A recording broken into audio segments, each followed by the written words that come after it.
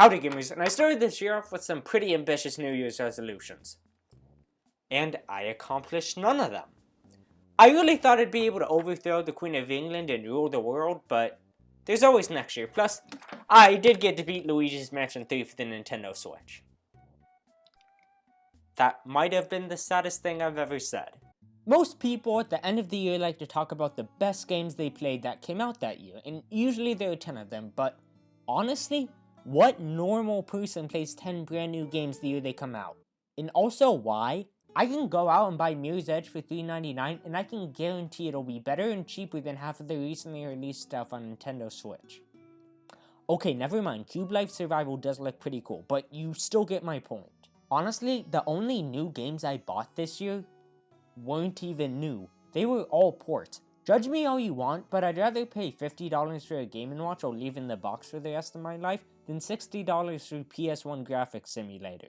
Technically, I did beat 2 new games this year, the Resident Evil 3 Remake, which I guess isn't entirely new, and Animal Crossing New Horizons, but one I got through GameShare, and the other my dad bought because a podcast he listened to liked it, but then he played it for 2 hours and realized why would he want to pick up sticks in a video game when he can just do it in real life, so he quit. And to be fair, that is a good point. That's why I've never been a big fan of Minecraft. I'd much rather commit arson in real life, thank you very much. Anyways, long story short, I don't play games the year they come out. It's expensive and they'll only get cheaper and more content over time. Most of the time. Maybe I'll get something like Hyrule Warriors for Christmas, but reviewing games you haven't beaten for the most part is kinda dumb, so instead I'm just gonna talk about 10 of my favorite games I've beaten this year, starting with Cuphead. Cuphead is amazing. I've already talked about why it's amazing, but I'm fine with doing things twice, just ask your mom. Anyways, the art style as a whole is just perfect. The backgrounds of levels, even though you'll never really notice them, are breathtaking, and same with everything else, especially the music. It all has a 1930s jazz theme for the soundtrack, and all levels have unique and memorable songs that all go along with the 1930s jazz style. The art for this game was also mostly hand-drawn to help with this feeling. On top of all that, you also get some of the best boss fights out of any video game I've ever played, all with their own patterns and attacks that just don't come out of nowhere. They're all telegraphed beforehand, meaning I honestly never felt like a death was unfair. And after you beat the game, you get access to Expert Mode, which are just harder versions of the bosses in the game with more health and unique patterns to learn.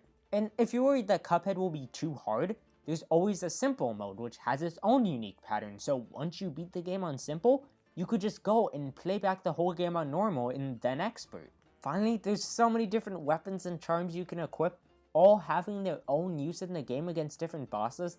It was so much fun finding the coins to buy these from the shop and then finding which weapons and charms work well together against different bosses. So, with amazing boss fights, plus some run and gun levels, really good weapon customization, a strong visual identity, an amazing soundtrack, and Expert Mode being a whole lot of fun, I really recommend you pick this game up. Really the only problems I had with it was there's no fast travel to bosses after you've beaten the game, and I kinda wish we had gotten actual animated cutscenes in the style of 1930s cartoons instead of these storybook sections.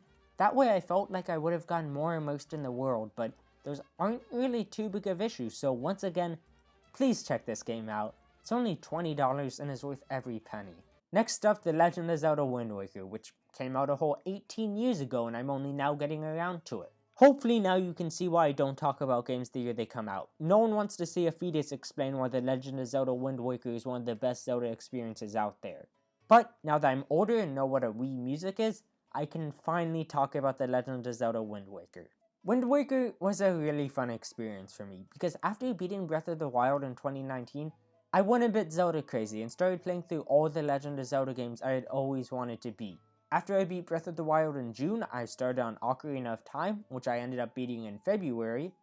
And please don't do the math on how long it took me to beat Ocarina of Time. I was busy, I swear, with prostate exams. February was also the same month I ended up beating Cuphead, Super Metroid, and Dark Souls. All games I'll talk about / have talked about.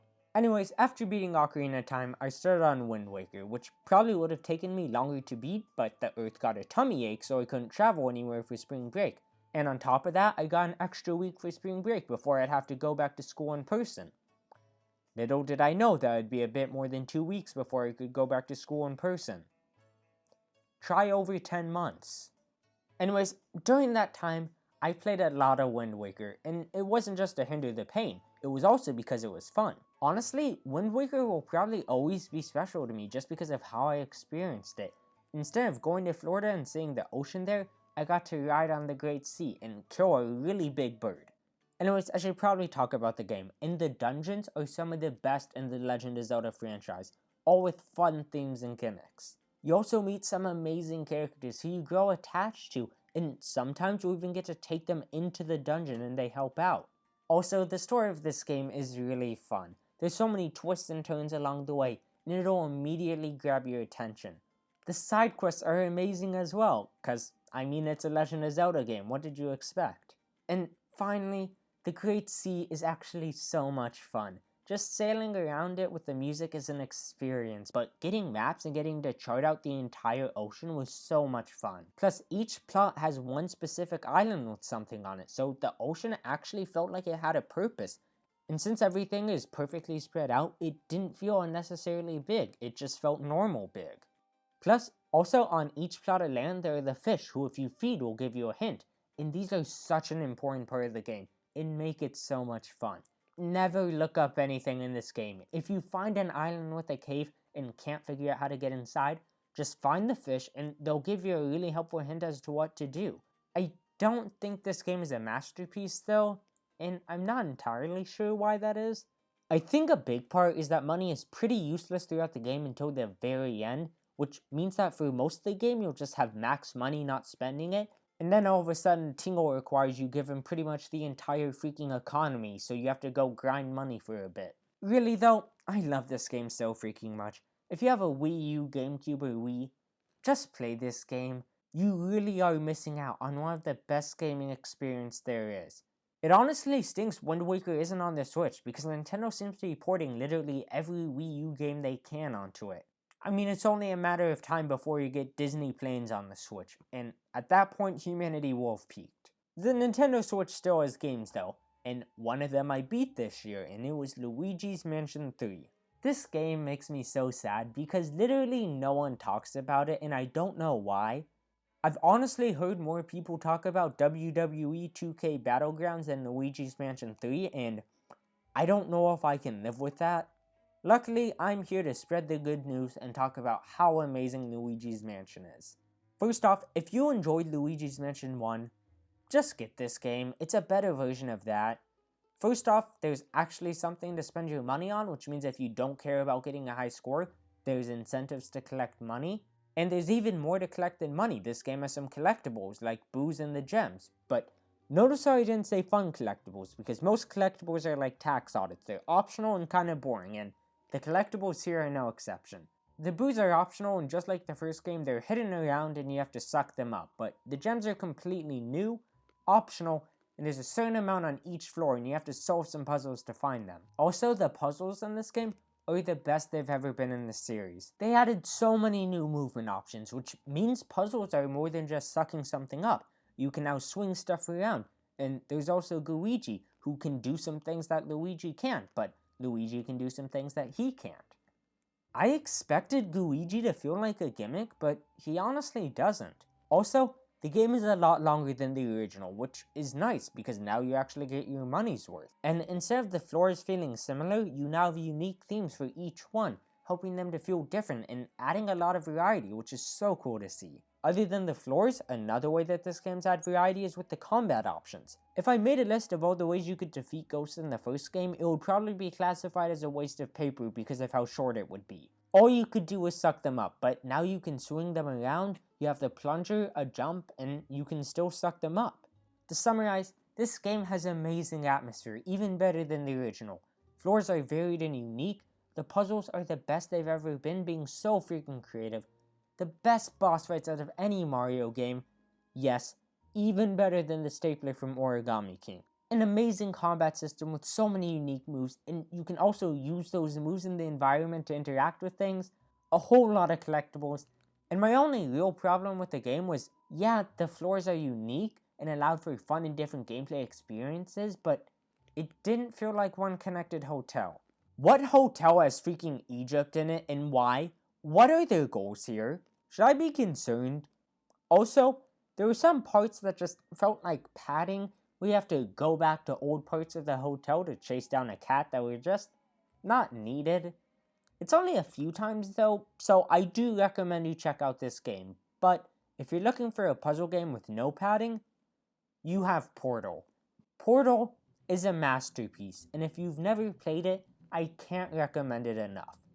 It's a short game, only around a few hours, meaning you can beat it in one sitting, and honestly, that's probably the best way to play it. The game is perfectly paced, allowing you to meet GLaDOS, meet the companion cube, say goodbye to the companion cube, see the writings on the wall asking for help, and slowly realize that something might be wrong here. In Portal, everything is just not what it seems. There are observatory rooms with no one in them, and some rooms where someone broke the rules and drew on the wall with crayons. Plus, there's eerie music playing, so something's going on. Even without the eerie music though, you would still be able to tell that something is going on, because the game is perfect at environmental storytelling, and the gameplay, it's on a whole nother level. It does a great job at introducing new mechanics. On the first level, you have no portal gun, but there are still portals that you can go through, teaching you how they work.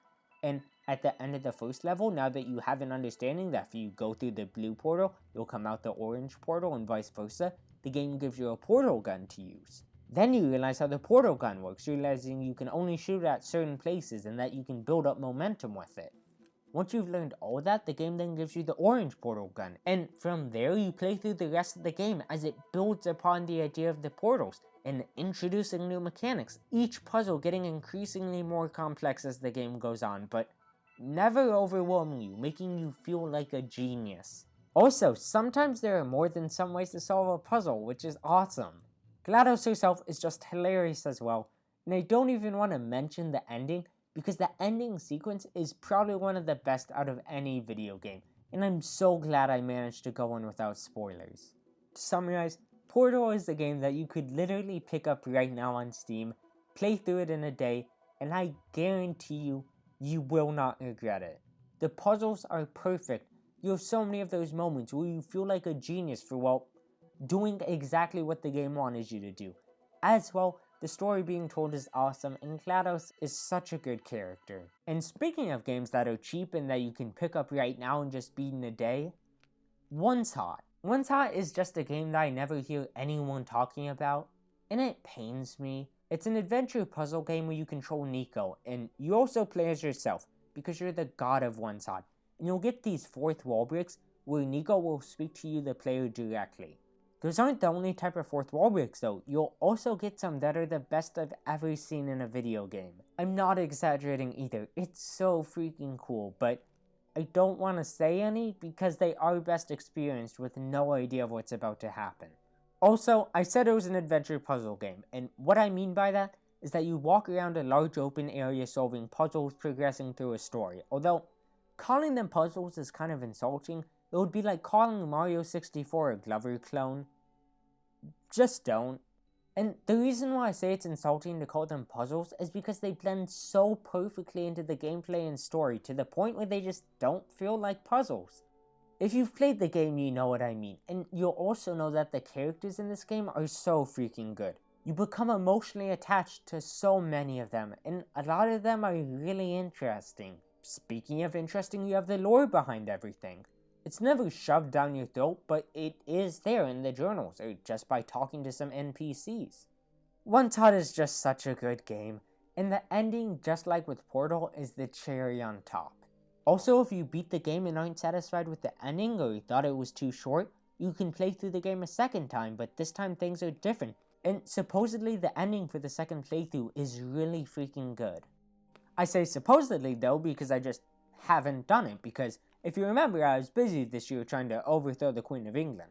Just like with Portal, I have no problem with OneShot, and same with the next game, which is Hollow Knight. I actually beat this game this month, and I loved every second of it. I get that people seem to love comparing games to Dark Souls for a reason that I still don't understand, but Hollow Knight is a game where that comparison honestly makes sense. I'd even go as far as to say, if you like Dark Souls, I'm pretty sure you'll love Hollow Knight.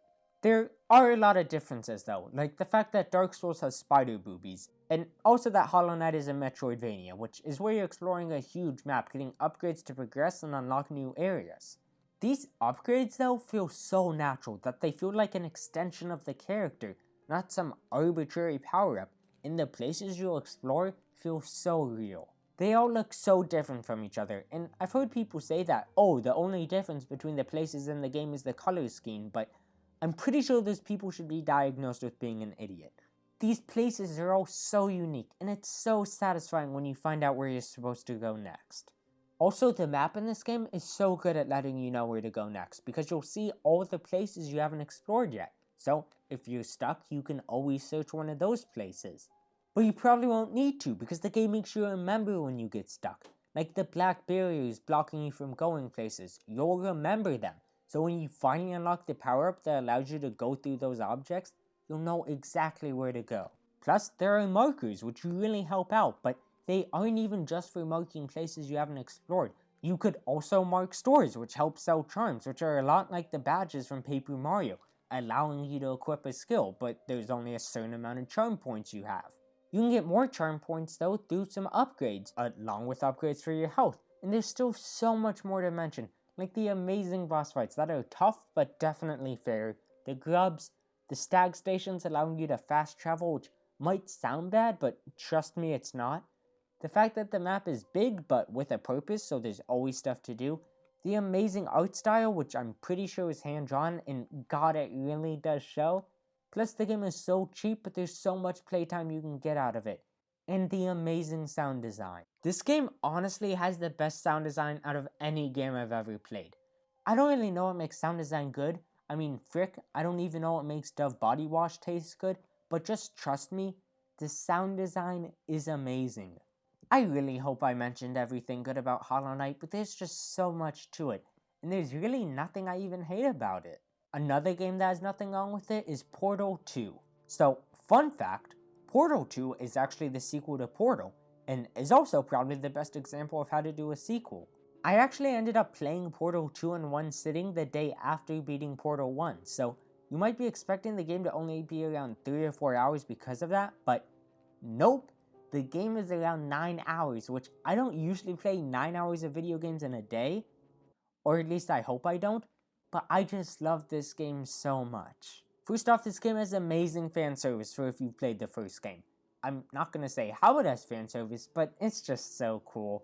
Plus, this game introduces a new character, and the dynamics between you, GLaDOS, and the new character is amazing and allows for such a good story. But, in addition to the main plot, around halfway through the game, a new plot emerges. We get to learn about the old history of the Aperture Science Building, and it's so interesting. Also, the game adds some new mechanics with the different types of Joe that allow for some really fun and interesting puzzles. And just like with Portal 1, the game is so perfectly paced, and the puzzles were just as good as they were in the first game, now with even more ideas. There's also an entire co-op mode that I just haven't played in forever, so I can't really talk about. Overall, Portal 2 is just everything that the first game was and more. If you've somehow played Portal 1 but not 2, please do yourself a favor and try it out. You literally will not regret it.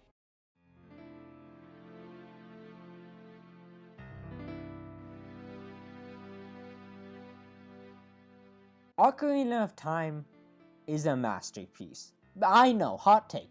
I'm probably the first person and possibly the last to ever say that, but it is true. The soundtrack is one of the best of all time, and it ties in perfectly to the world around it. The dungeons are all so much fun, and I just enjoyed riding through Hyrule Field. The side quests were cool, I thought the game was well paced, the boss fights were creative, and I loved all of the characters. Get that all of what I just said sounds generic, like you could apply all that to Funky Barn on the Wii U, but it's true. Ocarina of Time is just the most pure Legend of Zelda experience there is.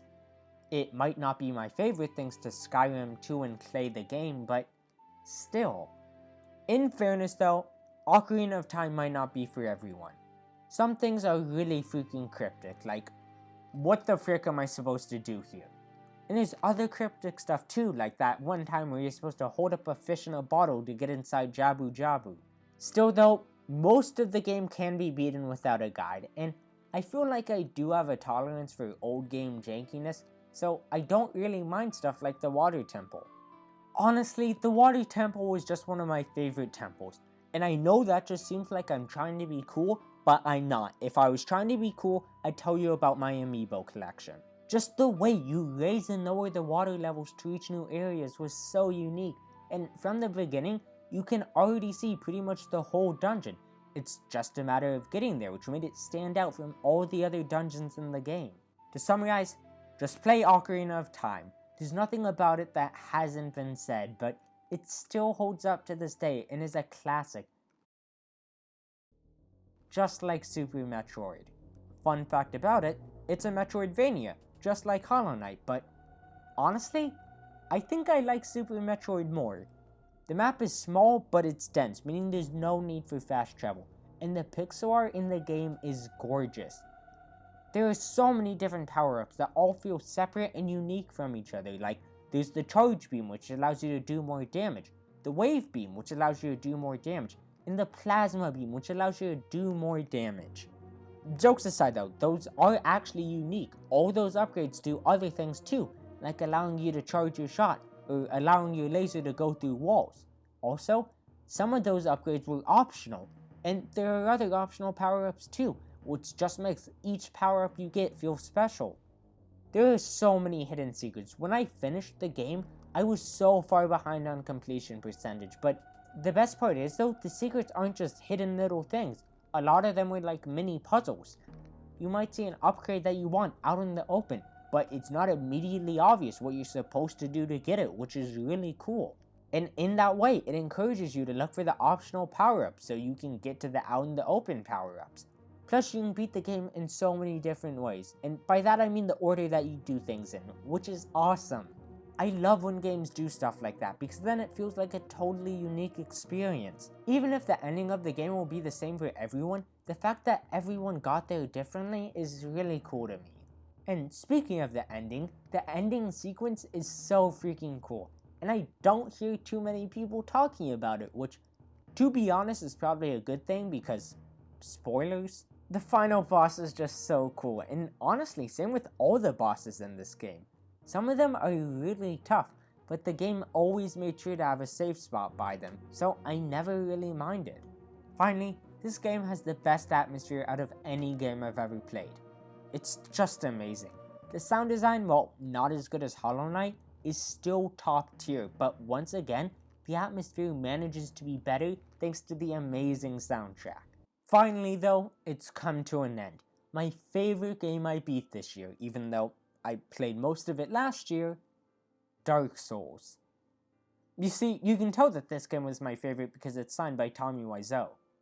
Dark Souls means a lot to me. I could spend all this time talking about all the experiences I had playing it, like the time I played Dark Souls at a McDonald's, having not eaten anything in over 24 hours, really late at night with my friends watching me trying to beat the Great Wolf Sith. But the thing is, I don't really think that would convince you to play the game. It would just make you bored. So I should probably say why this game would make me want to play it in a McDonald's really late at night, having not eaten anything in 24 hours. First off, the thing that made me fall in love with this game is the world building. It's probably the best out of any video game. The feeling of leaving the undead burg and just seeing the world around you is beautiful. And in most games, it would just be that. A cool cutscene showing off some buildings that people worked really hard on, but here, it's more than that. Almost anywhere you see in Dark Souls at some point in the game, you will go there. And I don't know why, but it's just the coolest thing to me, and is the one reason this game will always be better than Gex. An example of this though, is that from Sen's Fortress, you can see the Bell Tower, on Orlando, and the Duke's Archives, which is just way cooler than it has any right to be. There might even be more places you can see from Sen's Fortress that I just don't know about, but even those three are enough for me to be impressed. It's just awesome, playing the game and wondering if you'll eventually be able to go to that place, and the odds are, you probably will. It's not just aesthetics either though. Because of this, the whole map is connected so freaking well. Firelink Shrine is basically the central hub, and from there you can go to New Londo Ruins, the Undead Burg, the Undead Parish, Undead Asylum, and the Kiln of the First Flame. And then from those places you can reach even more areas, and it's just freaking beautiful. Of course, no one plays games to look at stuff. Most people don't play games to look at stuff, so I should probably talk about the gameplay, and it's perfect. The combat system in Dark Souls is the best out of any video game. And there's so many different weapons and classes to choose from that you could play the game so many different times and have a unique playstyle every time. You can also just beat the bosses in different orders each time you play. I freaking beat the 4 Kings before I beat the Chaos Witch, which if you've played the game, you would know just how impressive that is, and that's because I was exploring and just doing everything at my own pace. Also, bonfires are such a cool mechanic. They act like respawn points, but you can also spend souls on upgrading yourself there, but uh-oh, don't die when collecting your souls or you'll lose your souls for good. I didn't even get to mention the amazing lore, the NPCs, and just so much more.